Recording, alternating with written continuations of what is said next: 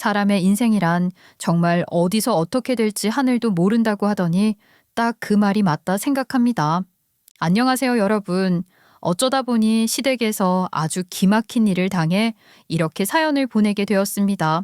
전 이번 일을 겪으면서 사람이 겉으로 하는 행동들은 전부 믿을게 안 되는구나 하는 생각을 하게 되었어요. 제 앞에서는 그렇게 젠체하던 사람이 뒤로는 이런 대단한 비밀을 숨기고 있을 줄 누가 알았겠습니까?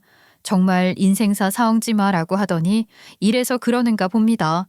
이렇게 말을 하면 다들 궁금하실 것 같아서 제가 본론을 짧게 이야기하고 넘어가고 싶지만 이게 제 사연 제대로 들으시려면 제가 왜 이런 생각을 하게 됐는지, 왜 시댁에서 기가 막힌 일을 당했다 하는지 조금 부가 설명이 필요할 것 같아요. 그래서 일단 짧게나마 제 상황 간단하게 먼저 들려드릴게요. 저는 사실 어릴 때부터 봉사, 돌봄이라는 단어를 좋아하던 사람이었어요.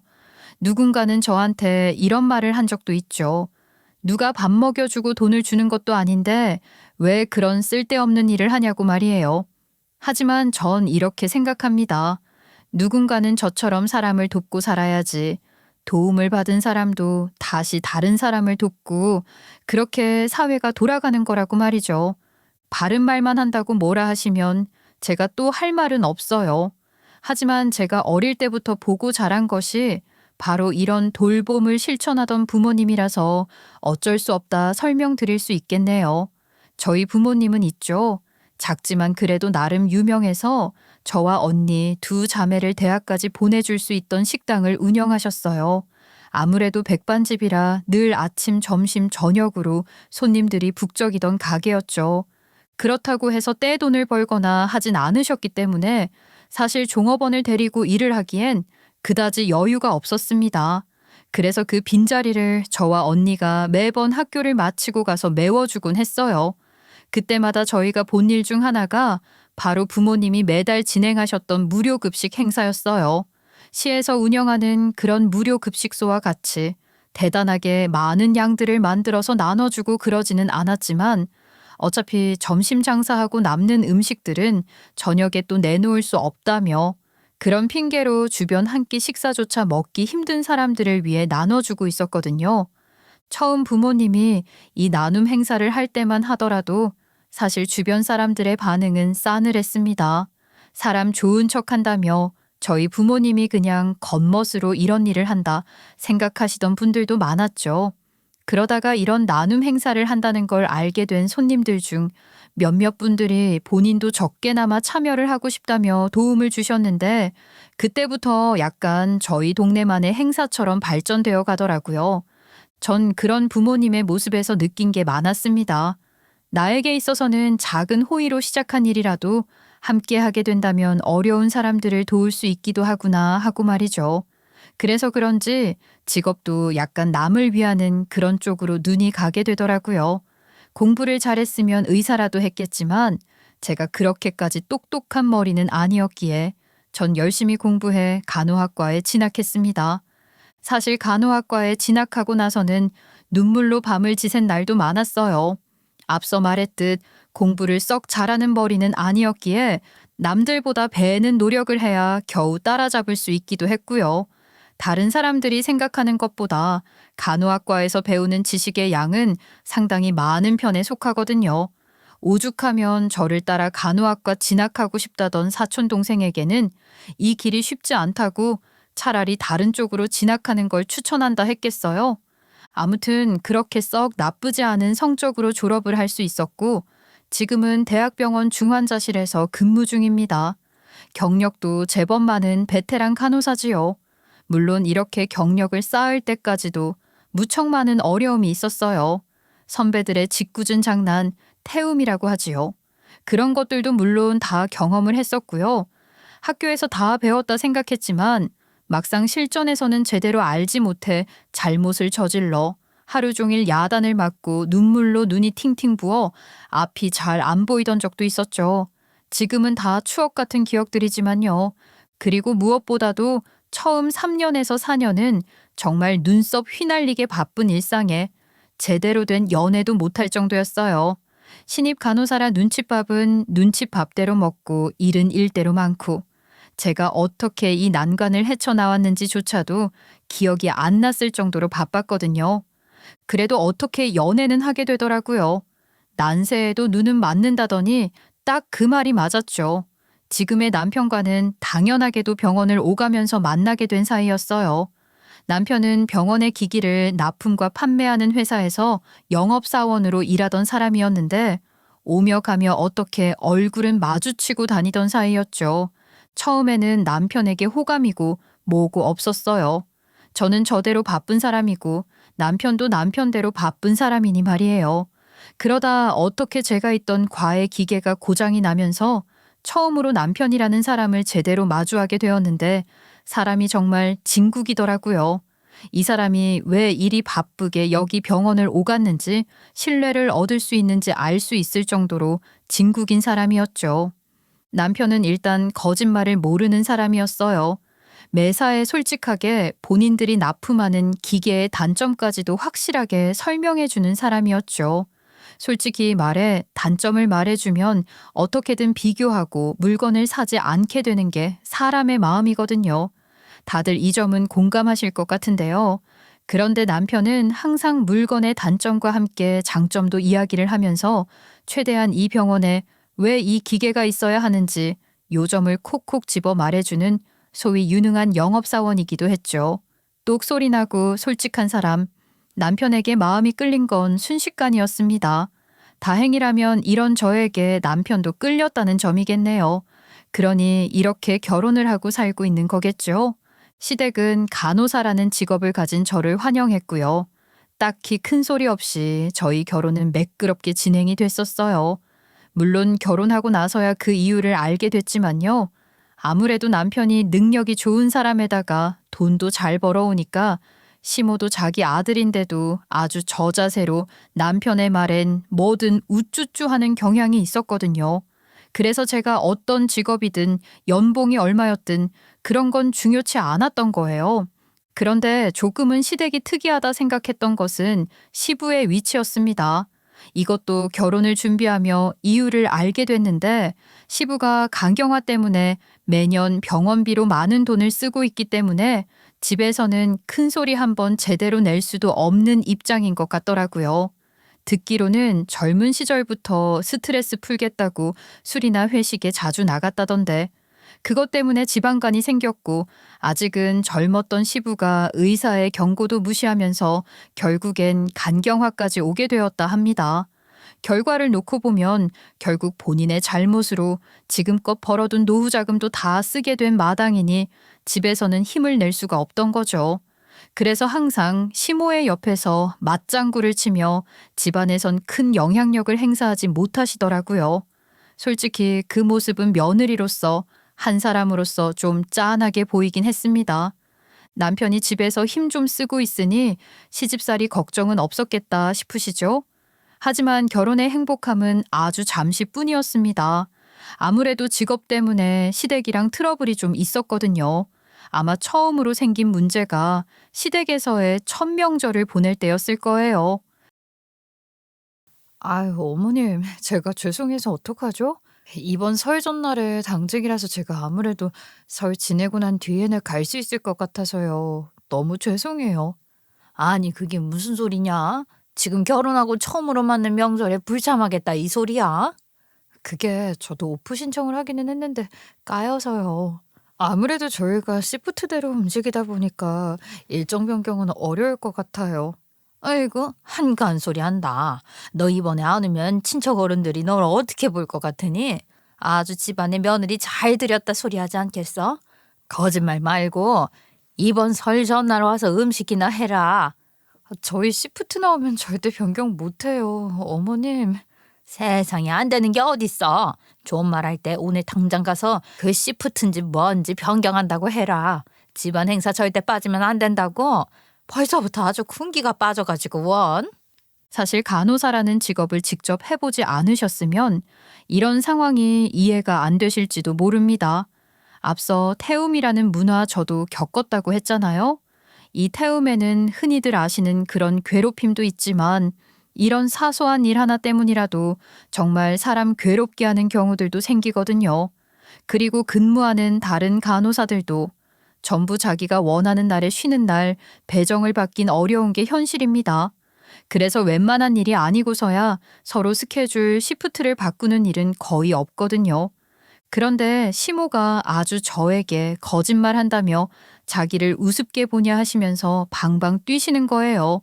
제 힘으로 도저히 그런 시모를 말릴 수 없어서 남편에게 도움을 구했지만 남편 앞에서 그렇게 저자세 취하던 시모라도 이거는 아니라면서 남편에게 큰 소리를 쳤고요. 그 덕에 남편도 적잖이 당황을 했습니다. 제 사정을 뻔히 다 아는 사람이 어떻게든 한번 말이라도 해보는 게 어떻냐는 말이 나올 정도로 말이죠. 물론 무조건 바꿔야 한다는 건 아니었지만요. 어쨌든 절대 스케줄은 못 바꾼다고 못을 받고 첫 명절 전 당직 날에 출근을 나갔거든요. 그런데 세상에 이렇게까지 할 줄은 몰랐는데 시모가 병원까지 쫓아와서 아주 난리를 피우며 당장 근무를 바꾸라 삿대질의 큰 소리에 얼굴이 아주 딸기보다 더 빨갛게 변했었을 거예요. 부끄러워서 정말 얼굴을 들지도 못하겠더라고요. 상황이 이렇다 보니 저는 수간호사에게 삿대질까지 하는 시모 말리느라 바쁘고 뒤로는 수간호사 선생님한테 혼나기 바쁘고 급기야 나중에는 수간호사 선생님도 제가 잘못이 아니라는 걸 눈치챘는지 시모에게 버럭 화까지 내셨어요. 저기요, 어머님. 밖에서 일이라고는 한 번도 해보신 적 없으시죠? 그러니까 이렇게 며느리가 일하는 곳까지 쫓아와서 이러고 있겠지. 그리고 여기가 병원이니까 조심해야겠다는 생각은 안 드세요? 정말 정간호사는 저렇게나 사람이 착하고 좋은데 어쩜 시어머니는 이 모양 이 꼴이람? 뭐라고요? 당신 말 다 했어? 떨린 입이라고 아주 막말을 하는데 내가 가만히 있을 것 같아? 가만히 안 있는 건 저희들이고요. 경비 아저씨 부르기 전에 당장 나가세요. 주변에 사람들이 어머님만 보고 쑥덕거리는 거 보이지도 않으세요? 사람이 부끄러운 줄 알아야지. 수간호사 선생님 말 그대로였습니다. 병원에서 이런 난동을 피우는 몰상식한 시모의 행동에 명절이라 병실을 찾은 문병객들까지 서로 시모에게 손가락질을 하고 있었거든요. 시모는 세상 물정을 모를 뿐만 아니라 누가 뭐라 해도 자기 뜻대로 해야 직성이 풀리는 성격이었지만 그제야 부끄러운 걸 알았는지 그대로 집으로 돌아갔죠. 아주 개망신 제대로 당하고 말이에요. 수간호사님은 오히려 저에게 고생이 많다면서 당직 서고 웬만하면 그냥 집에 가서 쉬고 시댁에 가라 조언까지 해주시더라고요. 본인도 처음에는 본인 시어머니가 이런 상황 이해 못하셔서 애를 먹었다며 말이죠.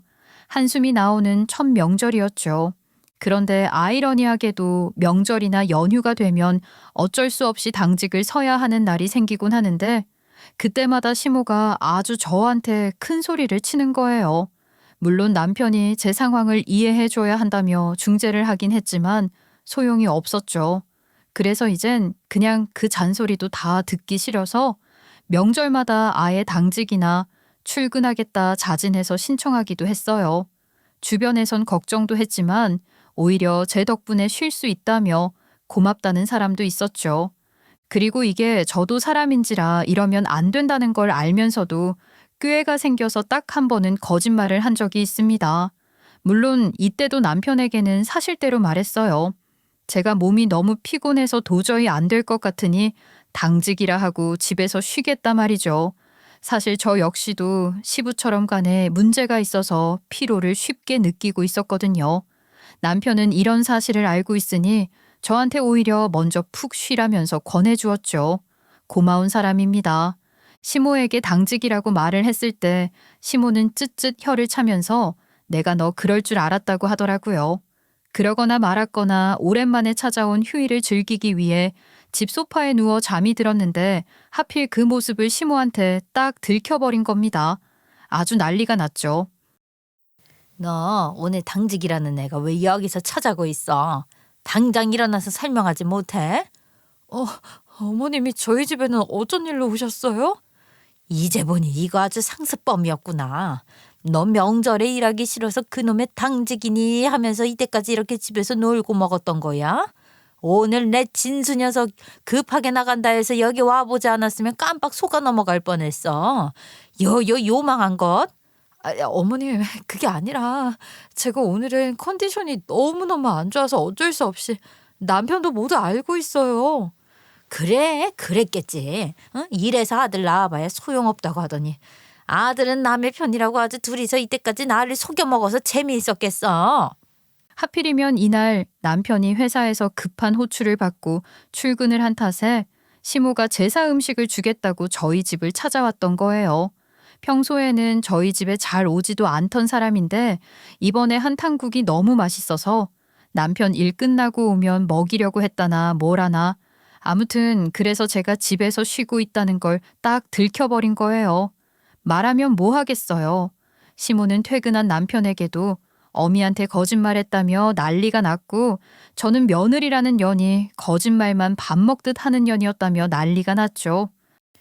너희 두 연놈 모두 똑같은 놈들이야. 어떻게 둘이 합심해서 이 어미를 속여? 그러고도 네가 내 뱃속에서 나온 자식이 맞아? 엄마, 집사람 몸 안 좋은 거 알잖아. 그래서 내가 오늘은 그냥 집에서 쉬라고 그랬어. 예전에는 전부 일 때문에 못 갔던 거 다 맞고요. 오냐, 아주 제안에 하나 지키겠다고 이 어미는 찬밥 신세지. 그리고 네가 그렇게 말하면 내가 옳다구나 하고 믿을 수나 있겠니? 야, 너희 아버지도 간 나쁜 사람이었는데 너희 아버지는 이런 적이 한 번도 없었어. 어머님, 정말로 이번에는 컨디션이 너무 안 좋아서 그랬습니다. 제가 잘못했어요. 용서해 주세요. 네? 자기가 잘못한 줄은 아니까 다행이다. 야, 너 이제부터 아주 명절에 당직이니 뭐니 앞으로 그런 소리 내뱉을 거면 출근한 모습이랑 다 찍어서 나한테 보내라. 2시간마다 뭐 하고 있는지도. 아니, 무슨 억지를. 어머님, 저희 일하다 보면 바빠서 시간 가는 줄도 모르는데 그걸 어떻게 해요. 내가 이렇게 사람 뒤통수나 치는 애를 뭘 보고 믿어야 해. 아무튼간 다음에 두고 보겠다고. 어? 이번에는 내가 참고 넘어가는 줄 알아. 아들 잘 키워놨더니 여우 같은 제가 홀라당 뺏어갔다며 이제는 아주 저를 거짓말쟁이 취급을 하는데 서럽더라고요. 그날 시모가 가고 남편한테 펑펑 울면서 말을 해도 뾰족한 수는 없었습니다. 남편도 이번 일로 인해서 시댁에서 큰소리치고 지내던 자기 입장을 조금 내려놔야 했거든요. 괜히 하루 쉬겠다 해서 시모의 콧대만 높여준 거죠.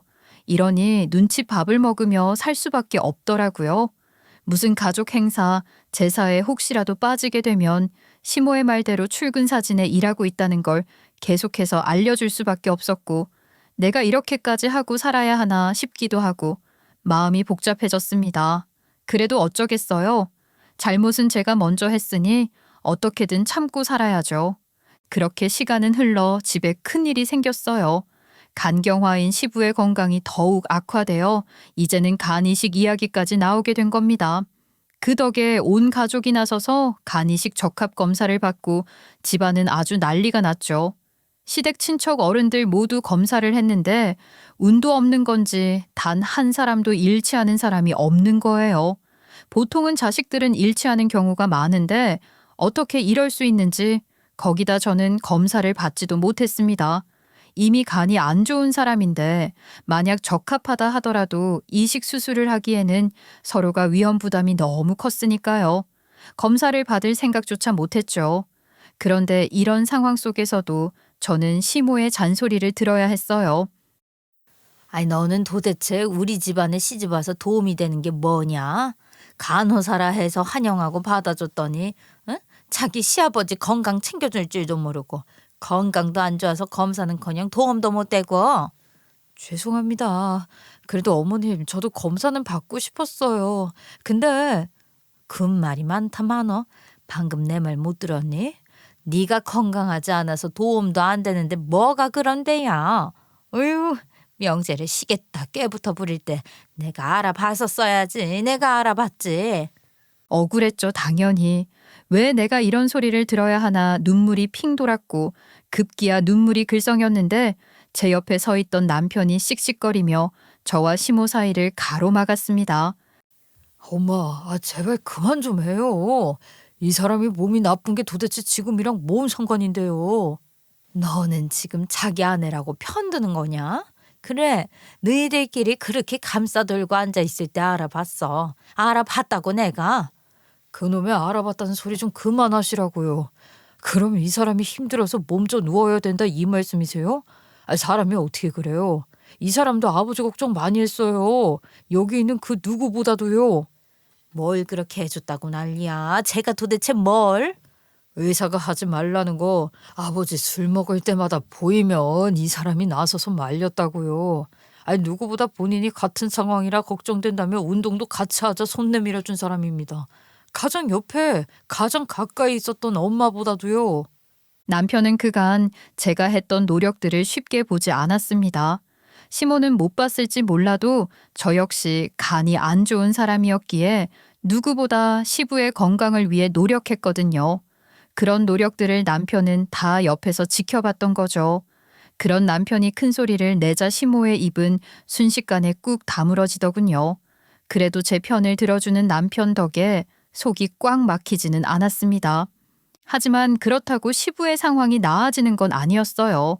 시부의 강경화는 날이 갈수록 심해지고 급기야 합병증을 일으키기 시작했죠. 그러다 보니 이전보다 들어가는 병원비는 점점 늘어났고 이제는 시댁에 돈이 부족한지 하루는 시모가 저에게 전화를 해서 말하는 겁니다. 저보고도 시부의 병원비를 거들라고 말이죠. 솔직하게 저번에 그런 일도 있고 해서 시모의 말을 들어주긴 싫었습니다. 하지만 틈만 나면 제 거짓말 사건을 들먹이며 며느리다운 일 좀 하라며 트집을 잡기에 어쩔 수 없이 드러났던 적금을 깨서 시부 병원비를 보탰죠. 남편에게 말하니 한숨을 쉬긴 했지만 그래도 고맙다고 하더라고요. 아마 남편도 저 모르게 시부 걱정에 속으로 많이 알았을 게 분명합니다. 상황이 이렇다 보니 친정 부모님도 시부 건강을 많이 걱정하셨어요. 그래서 걱정 말라며 이번에 병원비도 보태드렸다 하니 되려 더 걱정을 끼쳤는지 시모에게 연락을 했다 하더라고요. 그런데 시모의 태도가 아주 어처구니가 없었답니다. 사돈 아프단 소식에 전화했더니 우리 보고 이러는 게 아니겠어? 자기 집안일은 며느리가 도울 일이지 우리가 나설 일이 아니라고 말이야.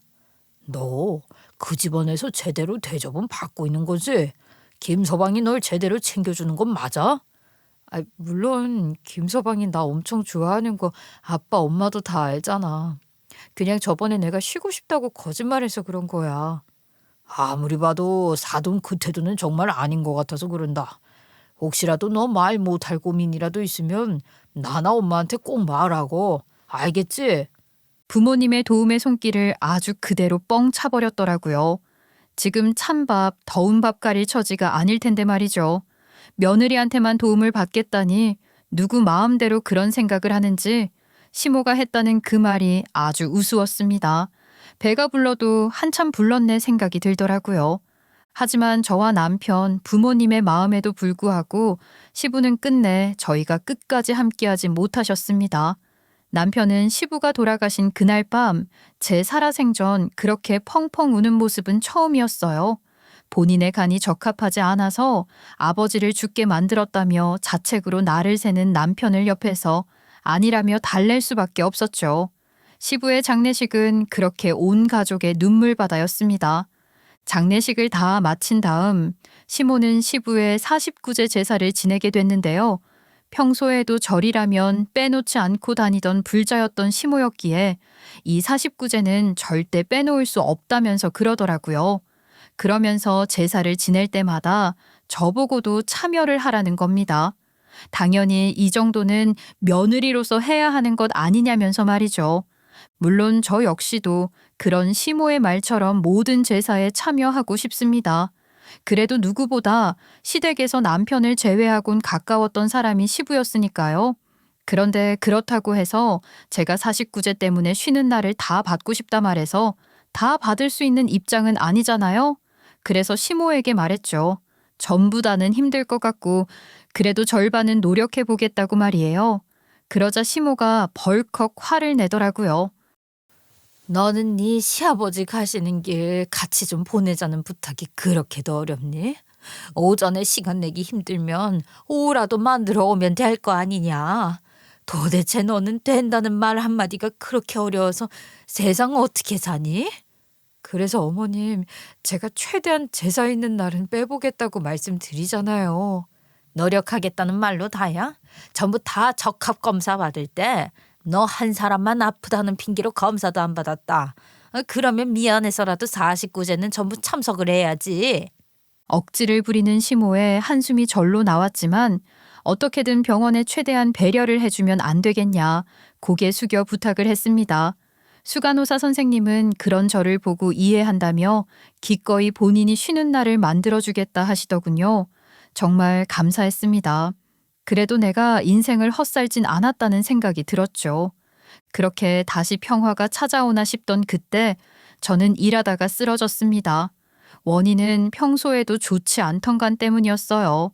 그래도 나름 저는 시부와 다르게 저 자신이 간이 안 좋다는 사실을 알고 있었기에 평소에도 자기 관리를 엄격하게 하는 편이었거든요.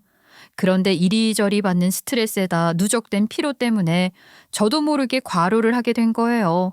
이게 평범한 사람에게는 그다지 위험한 일은 아닐 수 있습니다. 하지만 간이 좋지 않은 사람들은 이런 한순간에 들이닥치는 스트레스로도 쓰러질 수 있거든요. 시모 때문에 스케줄을 급하게 조정해야 했기에 무리를 한 탓도 있고 옆에서 계속해서 잔소리를 해대는 시모였으니 정신적인 압박감도 저도 모르게 심했던 모양입니다. 그래서 안 좋던 가안이 시부처럼 간경화가 되기 시작했다는 거예요. 그 때문에 의사에게 입원까지 권고를 받았죠. 처음에는 의사 선생님에게 입원은 안 된다 오히려 설득을 했습니다. 제가 다니던 병원에서 다른 곳으로 이직하신 분이었는데 늘 섬세하게 진료를 봐주시던 분이라 다른 병원이라도 이렇게 다니면서 진료를 받고 있었거든요.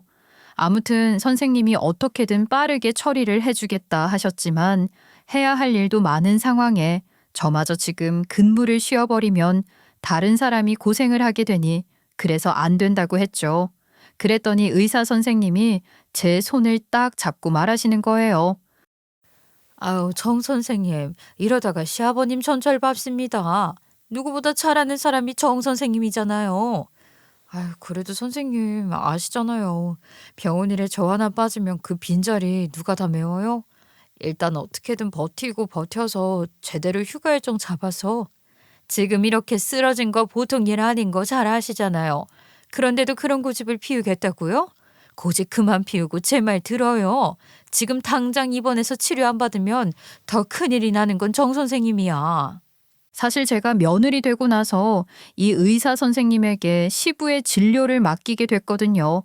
아무래도 아는 사이니 실력도 알고 있고 시부를 좀 더 좋은 선생님에게 진료받게 하고 싶어서 부지런히 설득해서 돌아가시기 2년 전부터는 이 병원을 시부도 다니고 있었어요. 아무튼 그런 의사 선생님이 제 손까지 잡으면서 이렇게 이야기를 하시니 저도 더 이상 제 고집을 피우긴 어렵더라고요. 누가 뭐래도 제 몸 상태는 의사 선생님이 더 자세히 알고 있을 테니 선생님 말에 따르기로 했죠. 진료를 본 이후에는 남편과 한참을 이야기했습니다. 아무래도 제가 입원하게 되면 남편도 제 병간호를 봐야 할 때가 생길 수 있고 하니까요. 물론 남편은 제 이야기를 듣자마자 선생님처럼 한치의 망설임도 없이 바로 입원 수속부터 밟자 하더군요. 시부를 그렇게 보냈는데 저마저 그렇게 잃을 수는 없다면서 말이죠. 남편이 대단한 것이 제가 입원해야 할 것 같다 말을 하니까 제가 다니던 병원에 가서 휴가 일정 잡고 하는 일들을 전부 자기가 말하겠다고 저는 내일 당장 병원에 입원해서 검사하고 치료받으라 하는 거예요. 제가 어디서 나라를 구했는지 이런 사람과 결혼했을까 싶었습니다. 얼마 전에 돌아가신 시부 때문에 제가 당장 입원하면 경제적인 부담도 적지 않았을 텐데 망설임 없이 이런 결정을 해주는 남편에게 고마웠어요. 그렇게 입원하고 검사받고 한동안 바쁜 나날을 보냈는데 시모에게서 전화가 오더라고요. 다다음 날 시부 49제인데 언제 시댁에 올 거냐 하고 말이죠. 그래서 솔직하게 말했습니다. 사실 그동안 바빠서 말씀 못 드렸는데 제가 간 때문에 입원을 해서요. 이번 제사는 못 갈 것 같습니다, 어머님. 뭐? 입원을 했다고? 거짓말 하지 마라. 너 분명 시프트니 뭐니 하는 그거 절대 바꿀 수 없다면서. 아니, 근데 무슨 입원을 해? 괜히 제사 오기 싫으니까 그러는 거 아니니? 아유, 어머님은 제가 무슨 말만 하면 거짓말하는 사람 같으세요? 저 정말 입원 중입니다. 못 믿으시면 제가 인증 사진도 보내드릴게요. 하지만 시모는 단번에 제가 거짓말을 한다 생각하더군요. 더 이상은 이 상황에 놀아주기 싫어 바로 입원 중인 사진을 찍어 보냈죠. 그러자 되려 병원에 다니는 애니까 이런 사진은 조작하기 쉬운 거 아니냐고 몰아가더라고요. 그래서 이번엔 반대로 제가 전화해서 시모에게 따졌습니다. 어머님은 제가 이런 사진 뭐하러 조작해서 보낸다 생각하세요? 저번에 그 거짓말 고작 한 번 했다고 이런 대접하시는 거 정말 너무하시는 거 아니에요? 어머머, 얘 좀 봐. 네가 뭘 잘했다고 큰 소리야, 큰 소리가. 이제 보니까 나한테 딱 걸렸네. 너 거짓말 내가 눈치 못 챘을 것 같니? 너 내가 바보로 보여? 그렇게 못 믿으시겠음 병원에 와서 확인해 보시던가요? 그래, 내가 무서워서 못 갈 것 같니? 너 거기서 아주 딱 기다리고 있어. 전화를 끝으로 찾아온 시모는 사람이 한결같더군요. 솔직히 어린 아이라도 제가 입원했단 사실을 의심하기 어려울 거예요. 제가 입원한 병원이 제가 다니던 병원도 아니고 어떻게 입원을 했다며 조작을 할 수 있겠어요? 그런데도 시모는 그런 제 말을 끝까지 듣지도 않고 제 손을 잡아 끌면서 이럴 때가 아니라고, 음식해야 할 게 산더미인데 여기서 이딴 조작질하고 있지 말라면서 노발대발 난리가 난 겁니다. 그런 모습에 주변 사람들이 오히려 나서서 시모를 뜯어 말렸어요. 같은 방에 지내던 사람들이었으니 제가 검사 받으러 가고 의사 선생님 오셔서 진료받는 것까지 다 봤던 사람들이니까요. 그런데도 시모는 전부 다 한통속이라면서 이렇게 무릉도원에서 놀듯이 누워있을 때냐 하면서 아주 병원 복도가 쩌렁쩌렁 울리도록 소리를 치더라고요. 그러면서 저 같은 나이롱 환자 빠르게 퇴원시켜야 한다면서 말이죠. 어이가 없어서 이제 변명도 하기 싫더라고요. 시모는 제가 본인을 어이없이 쳐다보는 것조차 자기를 무시하고 얕잡아 보는 거라는 생각이 들었는지 대뜸 제 팔에 있는 링거까지 빼면서 절 병실 밖으로 데려가려 하는데 이제 더 이상은 못 참아주겠다 싶어 제 손을 잡고 있던 시모를 버티고 섰습니다. 그 덕에 팔에서는 피가 뚝뚝 떨어졌죠. 시모가 타이밍이 기가 막힌 게 말이에요. 이날은 남편이 회사 회식이 있어서 늦을 것 같다며 미안하다고 혹시라도 많이 늦으면 먼저 자고 있으라 말했던 날이었습니다. 그런데 어떻게 이런 날은 또 알아냈는지 귀신같이 쫓아와서 이런 난리를 피우는 거예요. 제 든든한 지원군인 남편도 옆에 없겠다. 제가 다니는 병원도 아니니 아는 직원들도 없겠다. 저번처럼 창피제대로 당할 일도 없다 싶으니까 아주 살판이 난 거죠. 하지만 더 이상 참긴 힘들었습니다. 어머님, 당장 이 손 놓지 않으면 저 역시 가만히 안 있습니다. 지금 바로 간호사 불러서 경비 불러달라 할 거예요. 아이고, 그래. 이제 아주 늙은 시어미 멱살까지 자꾸 끌어내겠다 이거지. 이제야 네 검은 속내가 좀 보이는구나. 그래, 넌 이런 애였던 거야. 경비를 불러 쫓아낸다는 제 말에도 오히려 자기 멱살을 쥐라는 듯 고개를 쳐드는 시모 모습에 손이 나가던 순간 제 상태를 보러 온 의사 선생님이 이 소란을 다 들었는지 시어머니에게 다가가더니 제 앞에서 시어머니를 멀리 밀어내고는 말했습니다. 이런 사람인 줄 알았으면 그렇게 꽁꽁 숨겨드릴 필요가 없었는데 안 되겠네요. 제가 이런 건 말 안 하는 사람인데 복도 끝에서부터 듣고는 정말 안 되겠습니다. 얼마나 감정이 격했는지 의사 선생님은 손까지 부들부들 떠시고는 엄청난 사실을 말하기 시작했는데요. 시모는 그런 의사 선생님의 입을 어떻게든 막으려고 손을 계속해서 뻗었지만 소용없었습니다. 이미 세상에 나오지 말아야 할 이 엄청난 사실들은 전부 다 제 귀에 들어간 상태였거든요. 그때 분명 저에게 사정사정하셔서 숨겨드렸습니다. 남편분과 간 적합성 판정 적합이라고 떴던 사실은 말입니다. 물론 적합하다고 해도 본인이 이식 원치 않으면 진행은 되지 않지만 그 전에 제가 숨겨드렸던 거 잊으셨나요? 조용히 하지 못해요. 이런 사실을 의사 선생님 말해도 되는 거야? 솔직하게 말씀드리자면 원래 이런 일에는 안 껴든 게 좋다는 거 저도 다 아는 사람입니다. 그런데 이제 보니 안 되겠네요. 어떻게 항상 남들을 위해서 열심히 일하는 정 선생님한테 그런 폭언을? 우리 집안 일입니다. 저랑 며느리 사이의 일인데 당신이 뭐라고?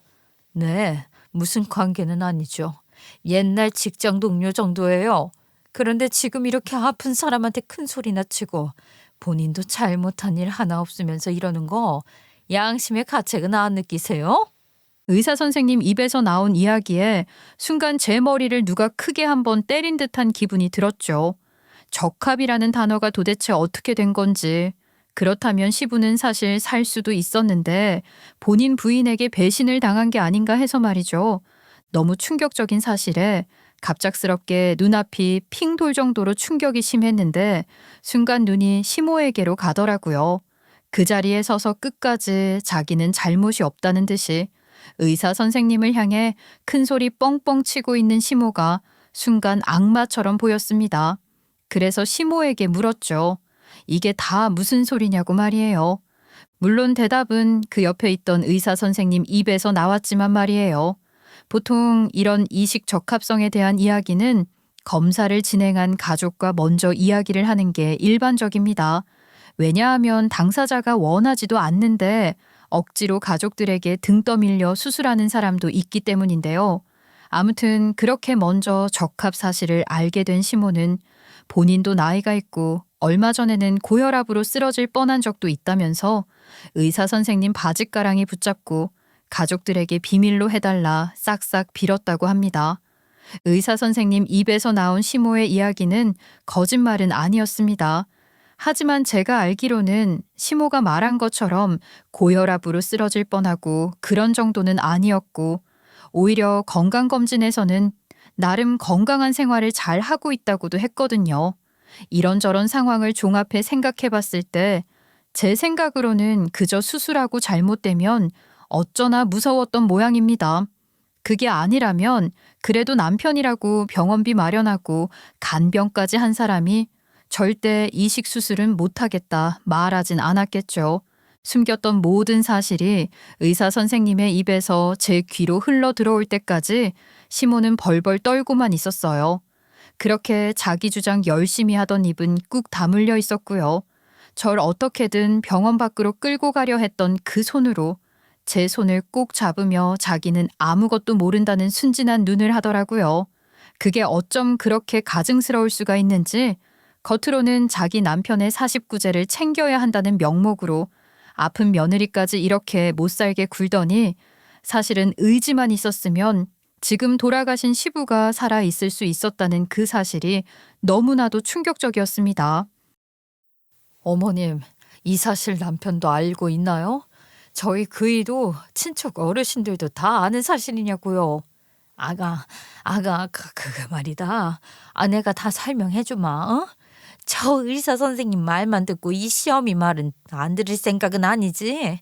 내가 다 설명할 수 있다니까. 지금 당장 전부 설명해주마. 이 상황에서 무슨 설명을 하신다는 거예요? 적합 판정이 났는데 아버님에게 이식을 안 해주고 꽁꽁 숨겼던 사실? 아버님이 얼마나 힘들어하셨는지 옆에서 다 보고 계셨으면서 제발 애들한테는 말하지 말아다오. 어? 어떻게 하면 애들한테 가족들한테 말을 안 할 거니? 내가 여기 무릎이라도 꿇을까? 시모는 정말 180도 사람이 변하듯이 제 앞에 무릎을 꿇고 제 발을 붙들고는 목숨 한번 살려달라며 방금 들은 이야기는 못 들은 걸로 해달라 하더군요. 당연히 저는 시모의 말을 들을 생각이 없었습니다. 왜냐고요? 앞서 시모에게 말했던 것처럼 시부는 돌아가시는 그 순간까지 단 하루도 힘들지 않은 날이 없었거든요. 병간호 해보신 분들은 아실 거예요. 저는 직업의 특성상 아픈 사람들을 매일 같이 마주보고 살았기 때문에 압니다. 아픈 사람들이 왜 그렇게나 예민하고 가끔은 저희에게 몹쓸 짓을 하기도 하는지 말이에요. 몸이 아프기 시작하면 말이죠. 옆에 기댈 사람이 있고 없고의 문제가 아니라 정말 너무 아파서 하루하루가 힘듭니다. 시부 역시 똑같았어요.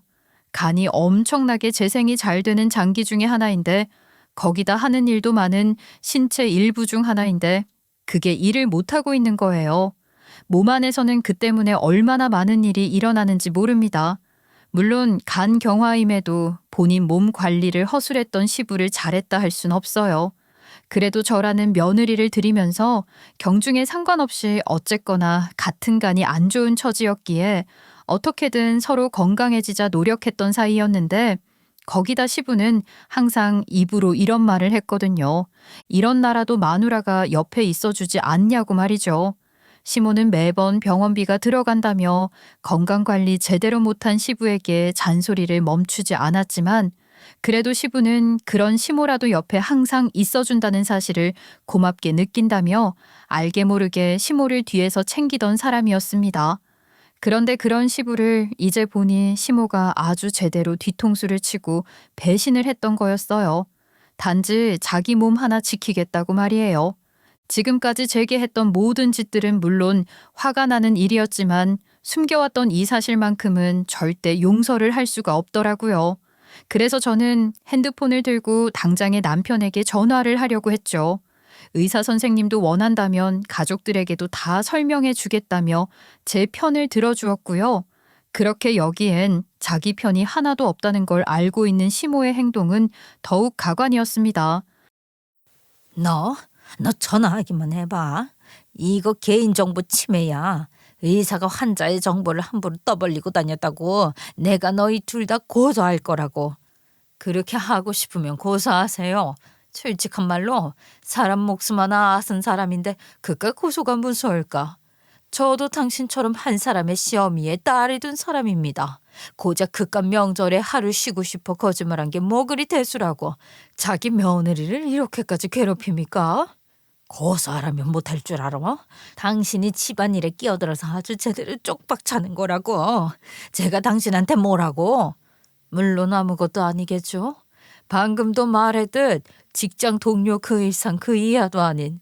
그런데 당신 하는 짓이 너무 못돼 처먹어서 내가 도저히 용납이 안 돼요. 당신 같은 사람은 똑같이 당해봐야 정신을 차리지. 정 선생님 뭐해요? 남편한테 얼른 전화하세요. 시모는 어떻게든 제 핸드폰을 뺏으려고 했지만 전 의사 선생님 말에 얼른 남편에게 전화해서 이 모든 사실을 알렸습니다. 제 이야기에 그래도 시모가 그렇게까지 했겠냐며 처음에는 현실을 부정하던 남편이었지만 이내 제가 거짓말을 하지 않는다는 걸 알고는 단단히 화가 나서 제게 시모를 붙잡고 있으라고 하더군요. 병원에서 남편의 회사는 그리 멀지 않은 곳에 있어 30분도 안 돼서 남편이 도착했고 시모는 그대로 남편의 손에 이끌려 병원을 나갔습니다. 이후 남편 역시도 의사 선생님에게 이 모든 사실을 전해 듣고는 손을 부들부들 떨더라고요. 당연하겠죠. 남편이 시부 장례식 당시 얼마나 힘들어 했는지 제가 다 알고 있었으니까요.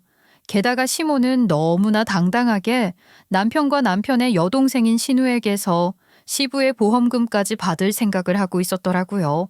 사람이 정말 체면도 없나 싶었어요. 시부는 가는 길까지 시모를 걱정하며 혹시 모를 상황에 대비해 보험금은 남편이 관리하라며 보험금 수령인을 남편 앞으로 해놓았거든요. 그러면서도 시모를 잘 부탁한다는 말까지 했는데 시모가 적합 판정을 숨긴 사실을 알고는 남편도 신우도 어떻게 시부에게 그럴 수 있냐며 단단히 화가 나서 연을 끊겠다 했습니다. 물론 저도 그렇고 심해부도 그렇고 화가 나서 연을 끊겠다는 두 사람을 말릴 생각은 없었죠. 보험금은 물론 시모에게 주지 않았고요. 게다가 이 사실을 모르고 있던 시댁의 어른들 있죠. 시모에게 단단히 화가 난 신우와 남편에게서 진실을 전해 듣고는 크게 분노했습니다. 당연합니다. 수십 년을 같이 살았던 사람들인데 어떻게 손바닥 뒤집듯 사람을 버릴 수 있냐면서 말이에요. 그리곤 시댁은 말 그대로 풍비박산이 났죠. 당신이 어떻게 이럴 수가 있어. 오빠가 그 많은 스트레스에도 억지로 회사 다니면서 당신 그 허세 부리는 뒷바라지 그렇게 했는데 전혀 그냥 내쫓아. 옆에서는 내 동생이 그렇게 힘들어하는데도 던동거리면서 돈 이야기만 하던 전현. 내 이럴 줄 알았어. 전현 언젠가 내 동생 뒤통수 후려칠 줄 알았다고. 시모는 잘못했다면서 손바닥이 발바닥이 될 것처럼 시댁 어른들 앞에서 싹싹 빌었지만 당연히 그 누구도 용서해 줄 생각은 없었고요. 다른 시댁 어른들도 물론 잔뜩 화가 난 상태였지만 특히나 고모님들은 잘못했다 바닥을 기는 시모에게 물 한 바가지를 뿌리며 제정신 아닌 년이라며 그대로 집에서 쫓아내 버리더군요. 그 와중에 시모는 시부가 남긴 유산은 상속을 받겠다며 아주 아등바등 했는데요. 결론부터 이야기하면 시모 역시 시부가 남긴 유산 상속은 받게 되었고요. 그중에는 시부가 보험금으로 해결하라 했던 빚도 일부 포함이 되어 있었습니다. 솔직히 말하면 빚을 갚을 형편도 안 될 시모였지만 그래도 시부가 남긴 집이라는 재산을 받고 싶어서 욕심을 내더군요. 그런데 시부의 노력 덕분에 지금껏 곱게 전업주부로 살았던 시모는 알지 못했던 거예요. 시부가 남긴 그 집을 유지하는데도 생각보다 많은 돈이 들어가고 유산을 상속받는데도 세금을 얼마나 많이 내야 하는지 말이죠. 듣기로는 그 때문에 대출을 내고 그 바람에 빚은 더 늘어나고 엎친 데 덮친 격으로 빚을 감당하지 못해 식당에 설거지라도 하러 다닌다 하더라고요. 당연히 시댁 가족들 그 누구도 그런 시모를 도와줄 생각은 안 했고요. 특히 남편은 시부가 돌아가신 다음 재산 정리하고 이리저리 바빴던 사람이었기에 이런 사실들을 다 알고 있었지만 묵묵히 입을 닫았습니다. 시모가 시부에게 입을 다물었던 것처럼 말이죠. 만약 시모가 저한테 못되게 굴지만 않았어도 남편이 이렇게까지 매정하게 나오진 않았을 겁니다. 적어도 사람같이 살 수 있게 도움은 줬을 거예요. 시모가 제 매를 제가 번 셈이죠. 그래도 내 자식이란 애들은 내 편을 들어줘야지. 어? 자식이면 다 부모 편이라고 생각하세요? 부모 편이긴 하네요. 아버지 편이요. 어떻게 본인을 그렇게 사랑해준 사람을 배신할 생각을 해요? 짐승도 사람 탈을 썼으면 그렇게 안 해요. 오빠, 더 이상 말해봤자 입만 아파. 그만해. 엄마, 그냥 저희 연 끊고 살아요. 다 밝혀진 마당에 저희한테 부모 대접받고 싶으세요? 그건 욕심이지. 아빠가 지금까지 했던 노력의 반의 반이라도 하고 오세요. 물론 그때도 용서해줄 생각은 안 될 것 같지만. 아무튼 시모가 이렇게 시댁 사람들 손에 팽당해서 겨우 작은 단칸방 하나 구해 열심히 주방 설거지 일이나 할 동안 저는 남편이 원래 권했던 대로 병원에서 치료를 받고 있었는데요. 너무나 큰 충격에 중간에는 또 쓰러질까 걱정이 컸던 남편이지만 시부와는 다르게 다행히 치료를 받고 점점 건강해지는 제 모습을 보더니 요즘은 남편 역시 예전보다는 안색이 많이 나아진 상태입니다.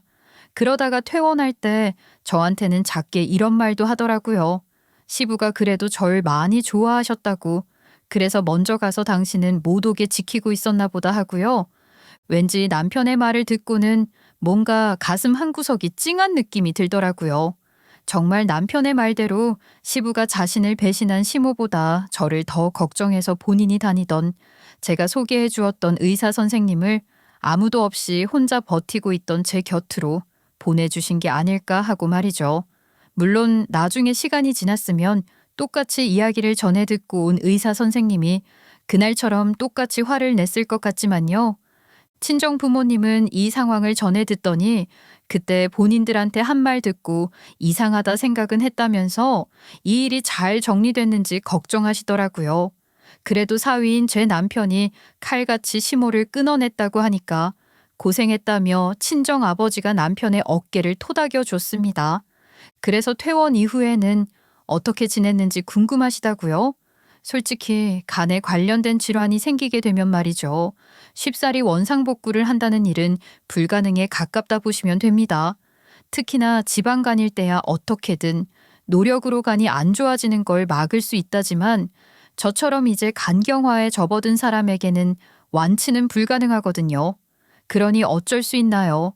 계속 병원 다니며 검사를 하며 어떻게든 생활 습관 고치고 꾸준히 운동을 하면서 간에 좋은 식생활을 즐길 수밖에 없죠. 그래도 그렇게 1년을 보내니까 건강은 생각보다 많이 좋아지더라고요.